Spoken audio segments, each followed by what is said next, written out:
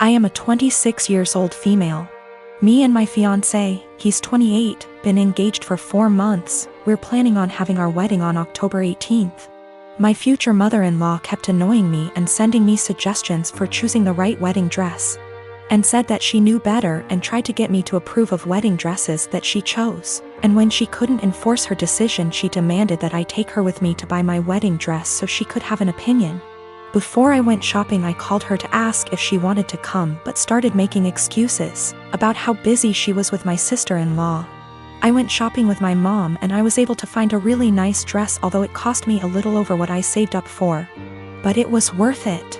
I made some changes to it and it was perfect. It arrived to my apartment at the end of the week. I made sure it was stored in a safe place so it doesn't get ruined. Yesterday, I got back from my mom's house and found that my fiancé wasn't home, neither was the dress. I called him immediately, knowing that he must have taken it to show it to his mom, since she continuously asked to see it and refused to have me send her pictures of it on Facebook. I was so mad when it was confirmed that my fiancé took it to show it to his mom. He said he was gonna be home in 30 minutes. After he went to the supermarket, I waited for longer than I had to, and then when he arrived I ran to get my dress. That was buried underneath grocery bags. I took it to check on it and its zipper was broken, and the dress itself, fabric, was stretched out. I was like, what the happened to it? My mother-in-law must have tried it on, because it looked ruined. The straps were almost loose. I had to call my mother-in-law when my fiancé told me his mom and sister took turns to try it on. I was absolutely livid. She told me she did nothing wrong and that I was making a big deal out of it. She said she'd get a replacement for the broken zipper. But I told her to pay for a new dress since it was stretched out and no longer fitting. She refused and said that I probably wasn't happy with my dress choice and wanted her to pay so I could get a new one. I yelled at her for trying it on and ruining it. That she and my fiancé were responsible for ruining my dress, so they should pay for a new one. It's done, no longer fitting. The straps are in a horrible condition. My mom said she'd pay for fixing it, but I just hate it now that someone else wore it before me. I'm mad at both of them and seriously considering postponing the wedding. When I was 19 and a sophomore in college, I had a boyfriend I thought I really loved. Looking back, maybe it was just teenage puppy love infatuation. Not sure, but I guess it's not important. I know I'm very biased and what I want is what's best for my daughter, but I think my feelings are getting in the way of that. I had been with Tom for about 8 months at that point. He was on the baseball team and very popular. But one day I discovered I was pregnant and told Tom. He freaked out and got super pissed. He demanded I get an abortion, said he would not stay with me otherwise. He did offer to pay the full expenses of it though. So I went to the clinic and I couldn't do it. I'm very pro-choice and told myself the logical thing to do would be to have an abortion. But when it came down to it, I just couldn't do it. I admit part of it was that I was afraid, but I also felt an attachment for my baby. The thought of getting rid of him / her made me feel like throwing up. So I told Tom that I did love him and I wasn't trying to trap him, but I simply couldn't have an abortion. Maybe we could look into adoption, but abortion was out. Tom said he had never loved me, and while I was fun, I was now causing him too much trouble for him to bother with me anymore. And I was right, I wasn't going to trap him. He said I was free to choose to keep the baby, and he was free to choose to have nothing to do with me or it, and to not even think of trying to get child support from him. I won't go into details, but Tom made it clear he would make life as miserable as possible for me if I tried to contact him again, get child support, etc. Maybe it was wrong to do, but I figured all that trouble and drama just wasn't worth it and I would make my own way. I was, however, devastated and completely heartbroken. I admit it really me up. I never spoke with or saw Tom again. I did consider adoption, but in the end, long story short, I chose to keep my child. Faith is 4 now. It's been a long and hard road, but I graduated college and got a job. We live in a tiny apartment and finances are tight, but we make do. I love Faith like crazy and I do not regret the choice to keep her whatsoever. She makes me a better person and we have a good life. However, 3 days ago I received a letter in the mail. It was from Tom. Inside the envelope was a letter and a check for $3,000. This is what the letter said. Vika, I know this is coming out of nowhere and I'm sorry, but I didn't know a better way to do this. I am so sorry for how I acted 5 years ago. I was selfish and a complete fool. I know that doesn't begin to cover it. These past 5 years have really had an effect on me. I got a job at Restraint. I started hanging out with different people. Good people instead of college jocks. I know I ran from my responsibility and I treated you with callous cruelty. I know I can't undo what I did, but I want to make it right. Here is a check for $3,000 for Faith. I know that doesn't begin to cover what her expenditures have been, but I wanted to show I am serious about what I'm about to say. I want to be a part of our daughter's life. I will go as slow as you like. I would very much like to set up regular child support payments as well as pay off whatever back child support I owe you for the past 5 years, including hospital appointments during your pregnancy. I know I don't deserve it, but I want to meet my daughter and be a part of her life in whatever way I can. I want to help her and I want to help you and start making up for the terrible way I acted. Here is my contact information. I am willing to do what you ask of me. Thank you for your time. Tom. I was blown away. I'm also beyond pissed off. I'm thinking of the pregnancy I had to deal with after getting dumped like that. Exams and papers I had to write. Giving birth to her on my own. The late night feedings, all the diaper changes, the constant crying. Trying to afford clothes to keep Faith warm during the winter as she grew while also making sure she didn't go hungry, the tantrums. The first steps, first words, the potty training. He wasn't there for any of that, and now he just wants to come waltzing into her life like nothing happened. After doing whatever he felt like now that Faith is out of the unfunny baby years and she's a well-behaved child who can now carry on a conversation and knows how to use toilet and doesn't wake up every 2 hours. Faith has started asking questions like, where is her daddy? How come she doesn't have a daddy? And I've been doing my best. I've been saying mommy doesn't know where daddy is, true until now. And she doesn't have a father because daddy wasn't ready to be one when she was born. Maybe that's the wrong answer, but I am doing my absolute best.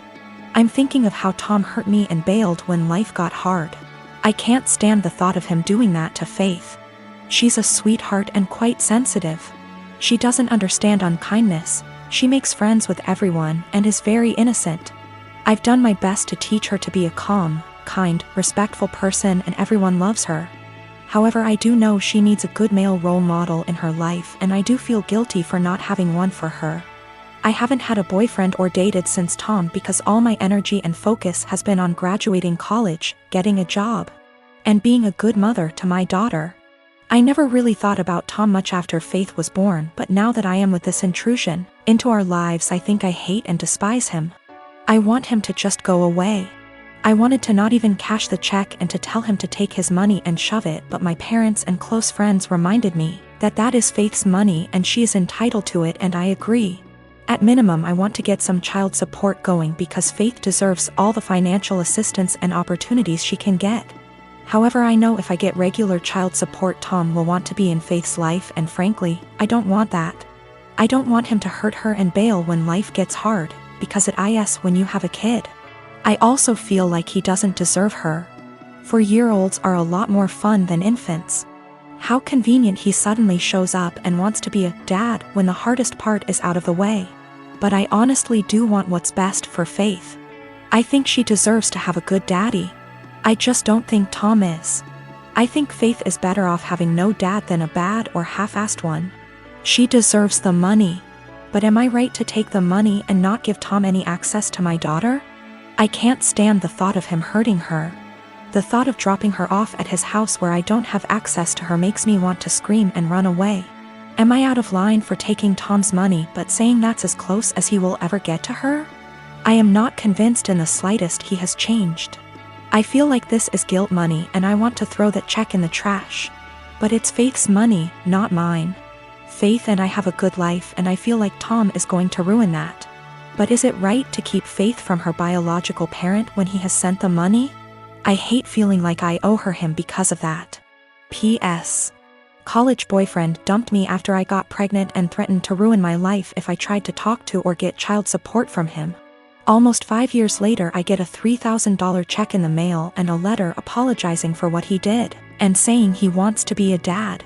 I want to tell him to stay the hell away from us, but I want what's best for my child. Tom is listed as the father on the birth certificate. He's a fashion photographer, meaning he works alongside many beautiful women in his profession. Stylists, hair and makeup artists, and of course, models. This is actually how we met. I modeled my way through college and he photographed me, after which we became friends and eventually started dating. We have been together now for almost 3 years. I've since stopped modeling, but he is still a photographer. Never once in our relationship has he given me any reason to question his fidelity. With the exception of me, he has never dated or even befriended any of the models he has photographed. That was, until Rachel came into the picture. I've met Rachel. She seems like a fun chick, the type of girl who draws a lot of positive attention just by entering a room. She's beautiful, but her personality really shines through. She makes you feel like you're her best friend when you're talking to her. A very cool person through and through. That said, I'm not the only one who feels this way. My boyfriend also adores Rachel. The first time he photographed her, he stayed late at the studio and discussed ideas for their next shoot for nearly 3 hours. He was actually late for a night out with me because of it. But he's always had terrible time management, so I didn't think anything of it. The lateness has now become a steady, recurring factor in their shoots together. They hang out long after the stylists and makeup artists leave the studio. They also text a lot, and he's always smiling to himself and laughing when he reads the messages she sends him. At first he would show them to me and try to include me in on all the fun, without me asking. But he abruptly stopped doing that around 2 weeks ago. He tilts his phone away from me now when Rachel messages him. I'm not the jealous type, but if my BF had a history of doing this with the other models, I'd let it slide. The fact that he is only like this with Rachel, and me, I suppose, makes me wary of what might have transpired between them. Rachel herself has stopped talking to me. We used to communicate and have an easy, casual friendship via IG and Snapchat, but she pretty much ignores me now. Guilty conscience? I don't know. The real kicker is, my boyfriend now has a photo of Rachel as the wallpaper on his phone. He's apparently proud of the concept and the editing, and claims it has nothing to do with Rachel herself. Which is totally believable, but doesn't sit right with me. I told him that and he told me I was being irrational. Rachel is single, by the way. She and her BF broke up around 3 weeks ago. I really don't want to fall into the jealous GF trope, but what else am I to think? I don't want to make crazy demands and accuse my BF of cheating on me. Even emotionally, but he really does seem to be fond of this girl in a way that really hurts me. He has other female friends, and he doesn't act that way with them. He's capable of being friendly with a girl without flirting or acting suspicious, but with Rachel it's different. He has slowly become very attached to her, and I feel like I'm losing him. I have expressed this to him a couple of times, but he always tells me I have nothing to worry about and that he and Rachel are just kindred when it comes to photography. The long nights, constant texting, and phone wallpaper mean nothing. Oh, by the way, she's practically naked in the photo and it wasn't taken for any sort of publication, just for fun. Am I being irrational? Unreasonable? How would you feel in this situation? What would you do? Update. My photographer boyfriend has been growing very close to one of his models, and acting dismissive of my concerns regarding their work relationship. He has a practically naked photo of her as his phone wallpaper. WTF am I supposed to think? He and I are meeting for lunch in an hour. He confessed. I'm kind of a mess right now, but I'm lucky enough to have an amazing support system and a clear head. That's all I really wanted out of this unfortunate situation. My boyfriend, sorry, ex-boyfriend, has never taken nude or even partially nude photos of me. Although I modeled in high school and university, my primary focus has always been stage acting. He took my headshots. That's how we met. Not that it really changes anything. Just a bit of insight, I guess. When we were younger and when the relationship was newer, I would accompany him to his shoots all the time. But my own career is very time-consuming nowadays. I know of multiple model/photographer relationships where they accompany each other to every shoot.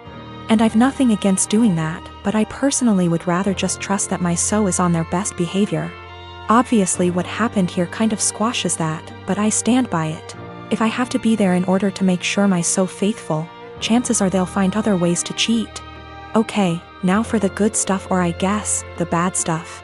I met him for lunch Friday afternoon. We went to our favorite sushi joint overlooking the ocean, and I ordered more than I could handle, stuffing my face while trying to decide how to broach the topic of Rachel, but most importantly, our relationship. I went into that meeting with a righteous, ass-kicking speech prepared, but I forgot every word of it almost immediately after we sat down. I guess he could tell there was something on my mind, because he asked me if I was all right, if he had done anything to upset me. Snorts. Yes, Ian, you've upset me very much, actually. As soon as I gathered the confidence to look him in the eyes, I point blank asked him, "What's going on between you and Rachel?" His mouth flew open as if he were completely and utterly taken aback by the implication, but I cut him off with, "Do not bullshit me." I tried my best not to let anger get the best of me. I really did. I wanted to stay cool, calm, and collected like so many women on this sub. You know the ones. Those intense stories of cheating husbands wherein the wife takes to relationships, garners a ton of support, and then updates us later with a well-constructed storybook post detailing the evidence she has collected against him and the meeting she had with her uncle or sibling, who just so happens to be a divorce lawyer. Yeah, I'm not a badass like that. I wish I were. But I'm honestly just an overly emotional doormat, and I knew going into this meeting that I was either going to cry or gouge his eyes out with my mind. Because I had somewhere to be later, I took a hard left and got super angry. He could see it in me, the anger bubbling over. The people in the restaurant were starting to stare at us, too. In order to save face, I threw money on the table, with tip, and told him to meet me in the parking lot.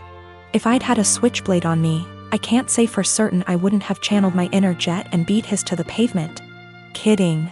Totally kidding. We met inside my car. He climbed in after me, his head down as though he were ashamed or, I don't know, guilty?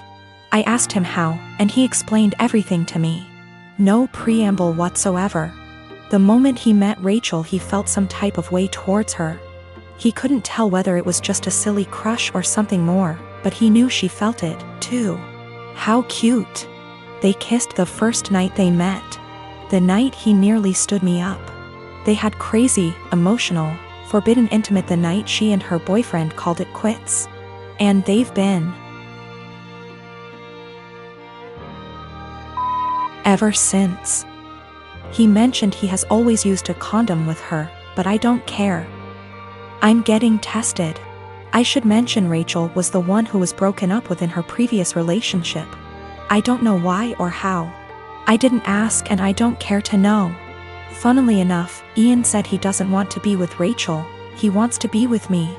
And he even provided text messages to show that he's the one who decided not to pursue anything with her on official grounds. But I told him I give zero